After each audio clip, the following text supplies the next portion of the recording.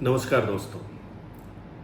एक बार फिर हम हरियाणा के राजनीतिक परिदृश्य को लेकर के बात करेंगे। हरियाणा की लोकसभा की जो 10 सीटें हैं, इन 10 सीटों पर क्या कोई अब नई डेवलपमेंट हुई है, इसको लेकर के हम बातचीत करेंगे। और आज की जो हमारी बातचीत का आधार है, वो आधार है 2 दिन पहले जब जेपी नड्डा, जो भारतीय जनता पार्टी के राष्ट्रीय अध्यक्ष हैं, वो चंडीगढ़ में भाजपा के प्रत्याशी संजय टंडन का नामांकन कराने आए थे। उस समय उन्होंने चंडीगढ़ में भारतीय जनता पार्टी के जो लोकसभा प्रभारी हैं, जो बड़े नेता हैं हरियाणा के, उनसे उन 10 सीटों के बारे में पूरा विचार विमर्श किया था और एक तरह से कहें तो उसकी समीक्षा की। सबसे पहले तो उस चर्चा में ये सामने आया कि नड्डा को हरियाणा भाजपा के वरिष्ठ नेताओं ने ये बता दिया है कि सिरसा और रोहतक में हम अभी बहुत कमज़ोर हैं। दूसरा, उन्होंने ये बताया कि करनाल और गुड़गांव, इन 2 सीटों पर हमारे सामने कोई ऐसा मुकाबला नहीं है कि हमें कोई डिस्टरबेंस हो। यानी खट्टर सेफ है और राव इंद्रजीत पूरी तरीके से सेफ है। दीपेंद्र हुड्डा कांग्रेस के बहुत आगे हैं और कुमारी शैलजा बहुत आगे हैं। देखिए, अब हम जो और सीटों के आपको आकलन बता रहे हैं, उनमें एक सीट तो हम बढ़ा रहे हैं कांग्रेस में। हालांकि जेपी नड्डा के साथ चर्चा में तो बीजेपी ने सिर्फ इतनी ही 2-2 सीटें बताई हैं, बाकी में कंटेस्ट बताया है। कुरुक्षेत्र में त्रिकोणीय मुकाबला बताया है, तो हिसार की जो सीट है उसमें चतुर्कोणीय मुकाबला बताया है। लेकिन हम आपको इसके अलावा जो और सीटें हैं, उन सीटों में से एक सीट सोनीपत, उसमें ये बताने जा रहे हैं कि सोनीपत सीट पर अब कांग्रेस आगे है। फरीदाबाद सीट पर जो आज से 3 दिन पहले तक माहौल था, वो आज नहीं है। फरीदाबाद सीट पर पलवल क्षेत्र में भारतीय जनता पार्टी फरीदाबाद जैसी मजबूत दिखाई पड़ती है, तो लगता है कि अब वहाँ मोदी के नाम की जो लहर है वो सामने आएगी। और फरीदाबाद में जहाँ कांग्रेस के कैंडिडेट महेंद्र प्रताप चुनाव लड़ रहे हैं स्थानीय मुद्दे और भाजपा प्रत्याशी की छवि के ऊपर, वहीं भारतीय जनता पार्टी वहाँ चुनाव लड़ रही है। भारतीय जनता पार्टी का जो कैडर चुनाव लड़ रहा है वो नरेंद्र मोदी के नाम पर चुनाव लड़ रहा है, और नरेंद्र मोदी और राहुल गांधी को प्रधानमंत्री किन दोनों में से किसको बनाना चाहते हो, तो वो सिर्फ यही कह रहे हैं कि अगर राहुल गांधी को प्रधानमंत्री बनाना चाहते हो तो कांग्रेस प्रत्याशी को वोट दे दो, और यदि नरेंद्र मोदी को चुनाव जिताना चाहते हो, नरेंद्र मोदी को तीसरी बार प्रधानमंत्री देखना चाहते हो, तो कृष्णपाल को वोट दे दो। ये फरीदाबाद में एक फैक्टर आया है। फरीदाबाद जैसा ही एक फैक्टर हमने भिवानी महेंद्रगढ़ सीट पर देखा है। जैसे फरीदाबाद में पलवल और फरीदाबाद अलग अलग दोनों जिलों के मान लिए गए हैं लोग। मतदाता आपस में जो बात करते हैं कि आप फरीदाबाद में क्या चल रहा है, फरीदाबाद वाले पूछते हैं कि पलवल में क्या चल रहा है, और दोनों के पास सिर्फ इतनी सी बात है कि हमारे यहाँ शोर तो महेंद्र प्रताप का है लेकिन जीतेगा कृष्णपाल। ऐसे ही भिवानी महेंद्रगढ़ में जो चुनाव है लोकसभा का, वो महेंद्रगढ़ वर्सेस भिवानी जिला बन गया है। महेंद्रगढ़ वर्सेस भिवानी और चरखी दादरी जिला बन गया है।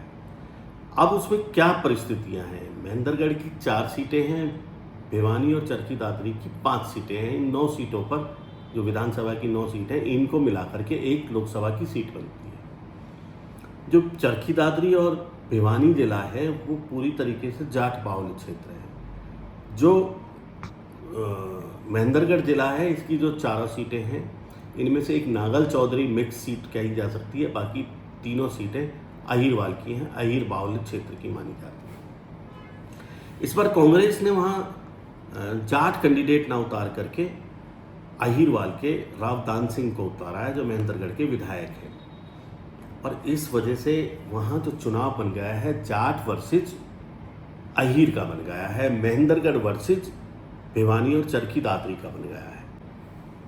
वहाँ किरण चौधरी जिनका टिकट कटा है, जिनकी बेटी श्रुति चौधरी का टिकट कटा है, उन्होंने शुरुआती दौर में जैसे फरीदाबाद में करण दलाल ने अपनी रिजाइनमेंट दी थी, उसके बाद धीरे धीरे वो अब ये कह रहे हैं कि हाँ कांग्रेस को ही हमें वोट देनी है, कांग्रेस का ही हमें समर्थन करना है।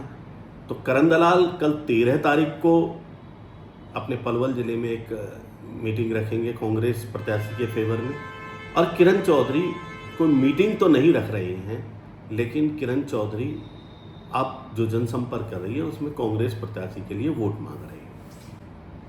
उस सब के बावजूद जैसे जैसे जाट बेल्ट में, भिवानी और चरखी दादरी की जाट बेल्ट में यह संदेश जा रहा है कि अहीरवाल के अहीर एकत्रित हो रहे हैं और वो राव इंद्रजीत के कहने के बावजूद भी धर्मवीर को वोट देने में आनाकानी कर रहे हैं, उसको लेकर के जो जाट बेल्ट के जाट लोग हैं वो अपनी राजनीतिक जागरूकता दिखाते हुए भारतीय जनता पार्टी के धर्मवीर सिंह को आगे बढ़ाते जा रहे हैं। आ जाइए, हमारी बात हो गई अभी तक आपसे फरीदाबाद के बारे में, भिवानी महेंद्रगढ़ के बारे में, सिरसा के बारे में, रोहतक के बारे में और सोनीपत के बारे में। सोनीपत के बारे में हम आपको बता दें कि ये सोनीपत सीट इस बार अभी कांग्रेस के फेवर में दिखाई देने लगी है।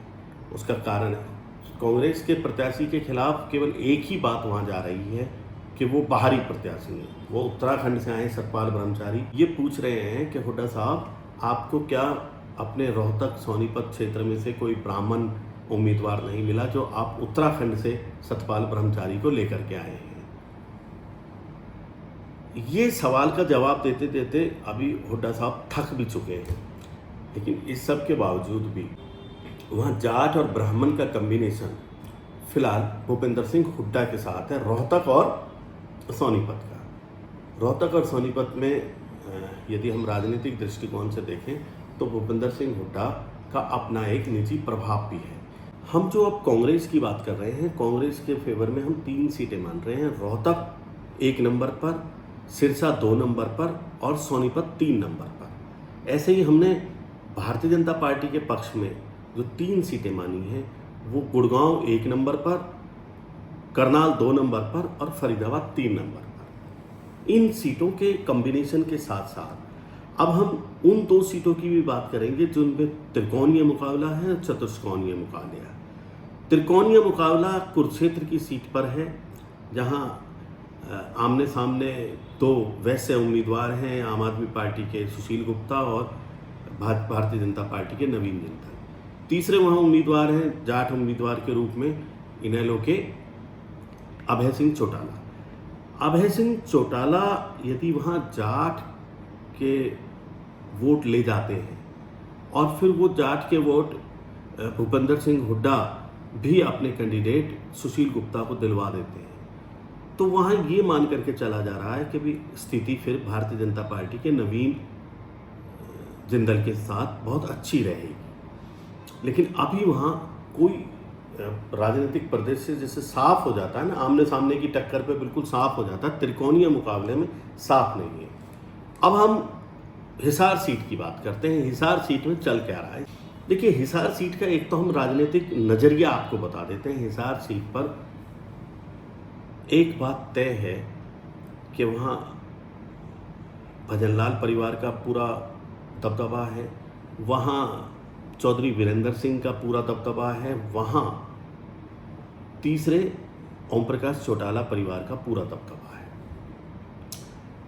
अब भारतीय जनता पार्टी ने वहाँ बड़ा कार्ड खेला है। बड़ा कार्ड क्या खेला है कि ओम प्रकाश चौटाला के जो फेवर की वोट है, जो अच्छी वोट है, जो स्पष्टिकेटेड वोट है, जो पढ़े लिखे लोगों की वोट है, वो उनके पास आ जाएं और उन्होंने रणजीत सिंह चौटाला का चेहरा, जो ओम प्रकाश चौटाला के छोटे भाई हैं, MA इकोनॉमिक्स तक पढ़े हुए हैं, बहुत पुराने राजनीतिज्ञ हैं, भूपेंद्र सिंह हुड्डा के भी दोस्त रहे हैं, वो बड़ी शालीनता के साथ चुनाव लड़ रहे हैं और उनके चुनाव में जो मदद कर रहे हैं वो भजनलाल के बेटे कुलदीप बिश्नोई अब पूरी तरीके से मदद कर रहे हैं। दूसरे नंबर पर वहाँ जो कैंडिडेट हैं वो कांग्रेस के कैंडिडेट हैं जयप्रकाश। जयप्रकाश के का साथ उनकी जो ग्रीन ब्रिगेड की छवि है वो अभी तक नहीं छोड़ रही है। ये ठीक है, भूपेंद्र सिंह हुड्डा ने उन्हें टिकट दिलवा दिया है, वो टिकट लेने में कामयाब हो गए हैं, लेकिन कांग्रेस का जो वर्कर भिवानी महेंद्रगढ़ में काम कर रहा है, कांग्रेस का वर्कर जो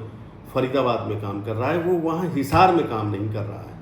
कांग्रेस का वर्कर वहाँ हिसार में ये कह रहा है कि हम जयप्रकाश के लिए वोट नहीं मांगेंगे। ये एक बदलाव है। तो ओम प्रकाश चौटाला परिवार से नैना चौटाला वहाँ जो बाढ़ा की विधायक हैं वो उम्मीदवार हैं जेजेपी से, और सुनैना चौटाला जो ओम प्रकाश चौटाला परिवार की हैं वो वहाँ से इनेलो की कैंडिडेट हैं। अब इसमें हम ये नहीं बताते चतुर्थ कोणीय में कि कौन आगे है कौन पीछे है, लेकिन हम एक क्रम दे देते हैं आपको। क्रम ये है कि रणजीत सिंह, जयप्रकाश, नैना चौटाला और सुनैना चौटाला, ये वहाँ का है।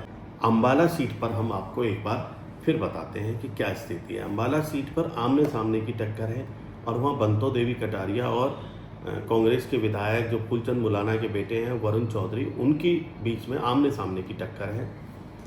बंतो देवी कटारिया के बारे में पहले हम ये मान करके चलते थे कि उनको रतनलाल कटारिया के निधन के बाद एक सिंपैथी वेव मिलेगी। ऐसा वहाँ कुछ नहीं है। अंबाला में कोई रतनलाल कटारिया के निधन के बाद जो एक सिंपैथी वेव होती है एक परिवार की विधवा के लिए, वो वहाँ नहीं है। वहाँ मोदी वर्सेस राहुल गांधी का चुनाव है।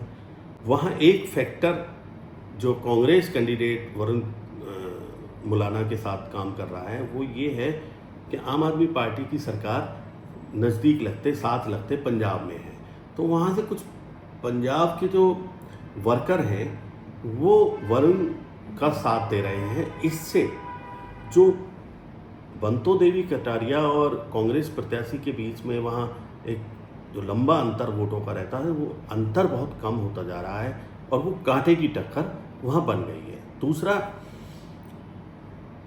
वरुण मुलाना अपने शाब्दिक बातों से, अपनी वक्तव्य कला से लोगों को आकर्षित कर रहे हैं, और इतना आकर्षित कर रहे हैं कि वो बंतो देवी कटारिया की स्पष्टवादिता का, हर स्पष्टवादिता का जवाब दे रहे हैं। बंतो देवी कटारिया और वरुण मुलाना की अनुसूचित जाति, उस जाति के लोग ये मान करके चल रहे हैं कि संसद में यदि बंतो देवी कटारिया जाएगी तो कुछ धमाल करेगी। ये वहाँ लोकल लेवल पर एक परसोकला कहते हैं आंचलिक भाषा में, वो वहाँ चल रहा है। तो अंबाला की सीट भी कांटे की टक्कर में है। सोनीपत की सीट पर हमने बताया कि कांग्रेस के प्रति अब थोड़ा सा झुकाव है। फरीदाबाद की सीट पर हमने बताया कि भारतीय जनता पार्टी के प्रति झुकाव है। महेंद्रगढ़ भिवानी में हमने बताया कि बिल्कुल पूरी तरीके से कांटे की टक्कर है। हिसार सीट पर हमने बताया कि वहाँ हम 4 कैंडिडेटों के बारे में क्रम बता सकते हैं, लेकिन ये नहीं बता सकते कि भाई कौन आगे है और कौन पीछे है। वहाँ पहले नंबर पर हमने भारतीय जनता पार्टी के कैंडिडेट को, दूसरे नंबर पे कांग्रेस के कैंडिडेट को, तीसरे नंबर पे जननायक जनता पार्टी की नैना चौटाला को, और चौथे नंबर पर हमने इनेलो की सुनैना चौटाला। कुरुक्षेत्र में जो त्रिकोणीय मुकाबला है वो भी हमने बता दिया है कि वहाँ त्रिकोणीय मुकाबला कांग्रेस के समर्थन से आम आदमी पार्टी के डॉक्टर सुशील गुप्ता हैं, और भारतीय जनता पार्टी के प्रमुख उद्योगपति नवीन जिंदल हैं, और इनेलो के अभय सिंह चौटाला हैं। लेकिन अभय सिंह चौटाला कितना कंटेस्ट में बिल्कुल त्रिकोणीय बना पाते हैं वो भी देखने की बात है। वहाँ भी अभी आमने सामने की टक्कर ना होने की वजह से स्पष्ट नहीं है।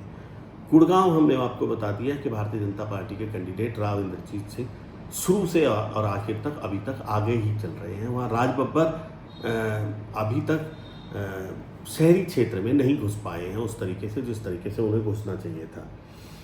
इसके बाद हम रोहतक चले जाएं तो रोहतक में दीपेंद्र हुड्डा ने इस बार पहले से ही, भूपेंद्र हुड्डा उनके फादर ने भी पहले से ही वहाँ उनके लिए गोटियाँ फिट कर दी। इस तरीके से ये सारी सीटों का आकलन हमने इस बार आपको रखा है।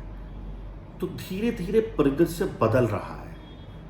अब कई बार इन परिदृश्यों को सुनने के बाद हमारे कुछ दर्शकों का हमें फ़ोन आता है कि आप ये सारी बातें कैसे करते हैं, लेकिन वो धीरे धीरे धीरे धीरे जब उनको ये लगता है, वो सारी जगह से फीडबैक लेते हैं, तो वो ये कहते हैं कि सबसे सटीक, सबसे बेहतर और सबसे निर्भीक, सबसे निष्पक्ष जो आकलन है वो जो किया का है।